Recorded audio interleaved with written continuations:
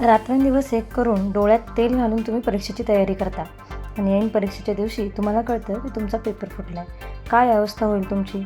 नमस्कार मित्रांनो, आज महाराष्ट्रातील लाखो विद्यार्थ्यांच्या भविष्याशी पुन्हा एकदा अत्यंत भयंकर खेळ झाला.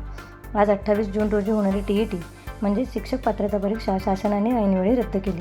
पण हे असं अचानक कसं घडलं? रात्री भिवंडीतल्या एका हॉटेलमध्ये काहीतरी संशयास्पद सुरू असल्याची गुप्त माहिती पोलिसांना मिळाली. पोलिसांनी वेळ न दवडता थेट त्या हॉटेलवर धाड टाकली आणि तिथे जे सापडलं त्याने संपूर्ण महाराष्ट्राची शिक्षण व्यवस्था हादरून गेली आहे. तिथे TETचा पेपर चक्क लीक करण्यात आला होता. पोलिसांनी तात्काळ कारवाई करत 3 जणांना रंगेहात अटक केली. या धक्कादायक घटनेनंतर मुख्यमंत्री देवेंद्र फडणवीस यांनी थेट SIT म्हणजेच विशेष तपास पथकामार्फत चौकशीचे कडक आदेश दिले आहेत.